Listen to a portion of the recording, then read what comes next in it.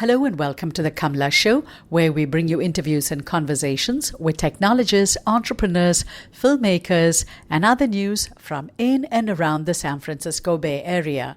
My guest today is Asif Kapadia. He's a Hackney boy, writer, director, made films like Amy, Senna, The Warrior, Far North, The Thief, and his next film is Ali and Nano. But we are here today in San Francisco to talk about his film, Amy. Welcome to San Francisco. Thanks, nice to be here. Is this your first time in San Francisco? No, I've been here quite a few times over the years. What does it mean you're a Hackney boy? Hackney is it's a part of northeast London. It's very interesting, full of migrants, kind of classically immigrant communities, poor people, working class people, very artistic people. It's where I was born, where I grew up. It's, you can take the man out of Hackney, but you can never take the Hackney out of the man. So I'm going to use a hackneyed phrase about your film. It's self-absorbing is what I wrote in my diary after I finished watching the film. But a lot of others have described Amy as sad, stark, devastating, heartwarming, and it's a fantastic film. You got an opportunity to make this film because your producer got an offer from the Universal chairman and CEO. What was your first reaction when you found out that they were interested in making a film like Senna, your previous film, using a lot of archival footage, but basically telling the drama, which is your favorite word? You use drama everywhere. What was the drama about Amy that drew you to make this film? I mean, I knew of Amy. I'm a local boy. I'm a North Londoner, and she lived quite close to where I lived. I knew she had a great voice. I didn't really know much about her. I wasn't the world's biggest fan. I had never seen her live, never met her. I guess I had a lot of questions. Filmmaking's about having questions and layers. And I never really understood why her life ended up the way it did. I don't understand why she was on stage. I don't understand why she was around Camden in a bad way for such a long period of time. When she died, when I heard that she had died, I remember feeling like, oh, that's sad, but not being shocked by it, which when I later on thought about it, I couldn't believe that somebody could die at the age of 27 in London in this day and age with so many people supposedly around her. And yet it happened. It didn't make sense. So I guess I wanted to kind of answer a few questions through the making of the film. Here's something that I wrote while I was watching the film in the dark. And here are my notes. You can see it. I said, this is a slow unraveling of a talented singer, abandoned child in search of love. Love is a theme that you explore in this film, and love is a theme she explores in her music, which is the spine of your story. How many times did you listen to her music and then decide which song you're going to have as your first song and which song is going to come in the middle and last? I think you're totally right. For me, if I was to ask to sum up the film, it is a film about love. It's about relationships. It's about family. It's about friendships and, everything that comes with it. At the beginning of the process, I would drive around at night, drive around London listening to her music in a car. And then from that, I just, at some point during the process, started to just read the lyrics. And it was really when I just started to read the lyrics as a piece of writing that there was a bit of a light bulb moment. That's when I thought, to go back to your name of your show, that's when I thought, okay, this is, for me, a Bollywood film. This is a musical where the songs are the narrative, because Amy is like almost at her most eloquent in her songwriting. Because of the way her life turned out, she gave a lot of interviews at the beginning around the Frank period. But when Back to Black came out, she hardly spoke. So it's very hard to get her voice in the film. That's where her song lyrics come in, because you realise that she's written it all down. Her relationship with men, her relationship, to going to rehab, her kind of low self-esteem with a song like, I'm no good, or Stronger Than Me, I need somebody else that's going to protect me. All of this was written in her song lyrics. So that became really the big idea, the map of the film. Rather than the singing, it was the lyrics. You did something very interesting. For Senna, you have mentioned you were a hired director. But in this film, you owned the film right from get-go in a sense. So you had all this archival footage that you got eventually from folks. But you did something very different here. You didn't film, you did a lot of audio interviews, and you did them in darkened rooms so that you would have these people open up. What got left behind? Because this is 2 hours, 8 minutes long film. What were some of the interviews that you had to leave behind? I interviewed over 100 people for the film, and I think there's about 23, 25 voices in the film. So there's a lot of people I spoke to who are a part of Amy's story who are not necessarily in the movie. So that's just a difficulty. You have to conflate, you have to shorten things, you have to 3 or 4 incidences may take place and you have to somehow squeeze them into one. The honest truth is there's more of everything. There's more humour, there's more great performances, there's more sadly bad performances, there's more darkness, there's a lot more subtlety and subplots. But your job as a filmmaker and a storyteller is to take the key moments that you can visualise and the key characters and put them into the finished film. That's our job, I guess. What was your thought when you finished with the rushes and you saw the first print of your film, to use an old word, print? I'm sure it was not a print. It wasn't a print. I mean, it's really interesting. I work in a slightly different way. With Senna and with Amy, what we would do is we'd do a certain amount of research and then literally put a date in a diary and say, we should have a look at it. And because you're used to watching it on TV screens while you're editing, the idea is you have to project it. So you don't have a print, but you basically look at it on a big screen to see does it play as a movie. And the first version of that on Senna was 5 hours long. With Amy, it was a good 4 hours long. And then you see the subtleties. You see the whole story. It's pretty heavy, it's very emotional, it's pretty dark. She comes out of it great. So the feeling is, the main question for me to answer is there a movie in this? Is this a film? And I think the first time we screened it, I did feel, okay, we have a movie here. And she comes out of it great. She's funny, she's really clever, she's beautiful, she's healthy. And there's so much that nobody really knew about her. That became the important thing, revealing the person that nobody knew. So you start off very interestingly. I was reminded of Marilyn Monroe because you're showing her singing Happy Birthday to her friend.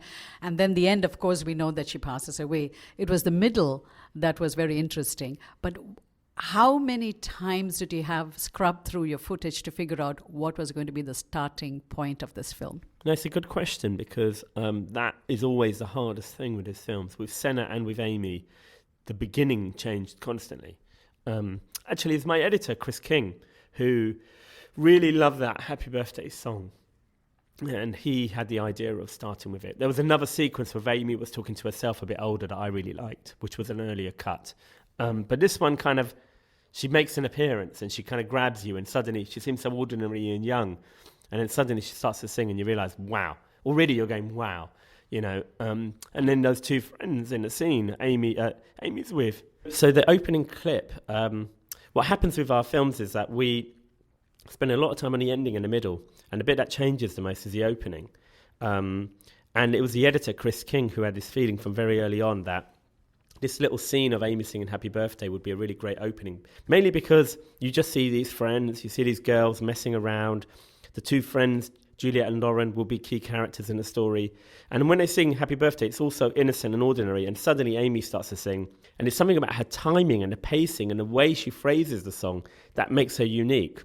And she just blows you away. And before you know it, everyone in the audience is going, wow, she had it from such a young age. And I think that's the power of that opening scene. Yes, she had it from such a young age. She didn't go to school. I don't think she completed high school. Amy went to various performing arts schools, and yeah, she never finished any of them. She always somehow left or was asked to leave, or she always had a bit too much energy, I think, to kind of fit in with anyone. How surprised were you by her handwriting? It was very well-rounded, well-formed, and she wrote copiously.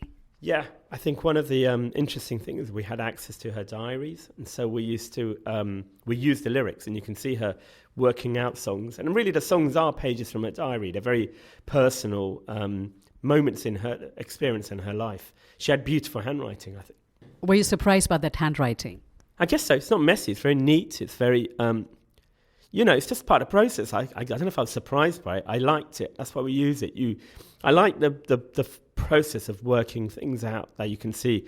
She crosses out a word, she changes it. The process of writing is something that you enjoy, and you've mentioned in previous interviews that when you were young, you would listen to, or you would read what was on the sleeve of a record album and find out where it was shot, who wrote the lyrics, etc. You got a context of those songs. And in today's world, digital world, we don't get that context like you put. We download a song, we have no idea about the song. So whose idea was it to put the lyrics? Was it Matt Curtis, the gentleman who created those texts in the film?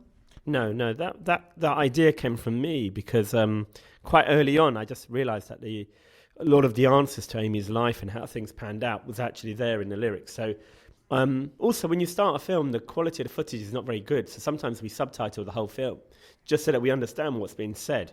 But her lyrics suddenly seemed very important. So Matt Curtis is a titles designer that I brought in afterwards to design the font and how they would move. But a lot of that was done by Chris, the editor. But the essential idea of building the structure around the songs for it, like I said, like a Bollywood film, for the songs are the narrative. And a bit like a Bollywood film where you know the songs before you see the movie. That was the feeling. Like, people already know the songs. They just don't know how the story works out. So that was kind of my back of my head idea. And I think if the audience paid attention to the lyrics, you hear the song in a different way. So that became the idea. If we took the lyrics out, you just get drawn away by the voice and the music and you don't pay attention. I'm going to buttonhole you on this Bollywood thing. You're not a big fan of Bollywood films, are you? No, I don't know if I don't really watch them that much, but I grew up with them in the house. I'm a kind of 70s generation, so the kind of Amitabh Bachchan films are the ones that I saw. Yeah, my mum used to watch them, so I knew the music. Okay. Irrfan Khan and you have worked in a film, Warrior, and I think Tigmanshu Dhulia got you Irrfan Khan. And I've heard and read somewhere that if you had a pet project, it would be to make another film with Irrfan Khan. Is that right? Yeah, absolutely. No, we've been trying to do something together for a few years. We're in contact all the time. He's a good friend, yeah. We're just going to find, for both of us to find the right time and the right project. There's a couple of projects that we've been talking about over the years. And he's just going from strength to strength to strength. So yeah, we've got to do something again. It's crazy not to have. Did you see Lunchbox? Yes, I did. Yeah, it's great. So if you were to make a film with Irrfan, what kind of film would it be? Would it be like Life of Pi, or would it be like Warrior? Would it be set in India, or would it be set in Arctic like your Far North was? I don't know. No, we've talked about a couple of projects. One of them is set in India, in Bombay. There's a book that we've been talking about. There's another project which actually is set in Africa about doctors, which I've been talking to Irrfan about. So you never know. I think it depends on the project. It depends on what it is. My question is next about your editor, Chris King. I think you both worked in Senna first, and I just watched an interview with him where he said you went through thousands of hours of footage. How did you work with him for for this film on Amy? So Chris and my producer James had a working relationship. They had done the Banksy film, Exit Through the Gift Shop, together. So they knew each other. On Senna, I worked with two editors. There was a previous editor called Gregor Saul, and then Chris came on board second. That was the first time we worked together. And Chris is brilliant, very technical, very tough, strong character, really good with sound and music and pacing. And, technically he's a fantastic editor. Really, really good at documentaries. And so we did a small film together, which was a film about force feeding in Guantanamo, which I did with Mos Def, which he cut. And then we worked from the beginning on Amy together. He's so good with music, so he was always going to be the perfect match. And what is your fascination with eyes? Amy, you have the thing with eyes. In Senna, you show a lot of the eyes. So in Warrior, you show the eyes. And I also saw Sheep Thief. Yeah. There also you focus on the eye, especially the youngest kid. Yeah. The eyes are the window to the soul, aren't they? I mean, it's the most amazing part of a human being are the eyes. So when you're making a film, for me, it's so important to find a person, a character that I want to spend time with, and to kind of get deeply into their soul, to understand how they think. A lot of my films don't have a lot of dialogue, so the eyes are them speaking. Irrfan talks in The Warrior through his eyes. He hardly says a word in the film, but you know everything. You feel it all. So for me, that's just a character thing that I'm always kind of attracted to. For Amy, you got under the skin of the singer, and you had so much of information out there that you left us with like 3 or 4 options, whether we wanted to blame somebody, whether we should blame ourselves or the paparazzi, or of course the father. So what was it like to work with her father, who now, of course, doesn't have kind words about the film? Well, the way it worked was, at the beginning, we had to have everybody on board. So we had the label, the publishers, the estates were on board. And I met with everybody. We made it very clear that the only way I'd make the film is if I had kind of total freedom to speak to anyone I wanted to talk to. And so I spoke to over 100 people, and that included her ex-husband, that included friends, that included band members and her parents. So really, I just interviewed everybody to do with it. But we made it very clear that at the end, we have to be free to make the film we want to make, and that's essentially what happened. There's quite a bit of Oscar buzz already about the film. How excited are you about that prospect? I don't know if it's too early to talk about, but we are already into July. I don't really talk about stuff like that. I'm very superstitious. There was kind of talk about it on the Warrior, and we didn't even make the long list, or we were disqualified. And there was talk about it on Senna. We didn't make the long list. So, I don't worry about that. My job is to make the film, get it out there to the audience. Hopefully the audience respond. It's opened really well. It's very exciting in the UK here and in Australia. I mean, in the UK and the US, it's kind of breaking records already. So that's great. That's kind of what I'm worried about right now, is just for the audience to go and see it and respond. All the rest of it, I have no control over. Asif, you may be a Londoner, but you're an Indian at heart. You're way too superstitious like a lot of Indians. Exactly. You don't talk about things like this. Thank you so much for your time. Great. Thank you. You can listen to this and other interviews on our website, kamlashow.com, KAMLASHOW.com. You can watch our TV interviews on our YouTube channel, and I'm on Twitter. My handle is @Kamla. If you have any questions, suggestions, or feedback, please feel free to send them to us. And as always, thank you for tuning in.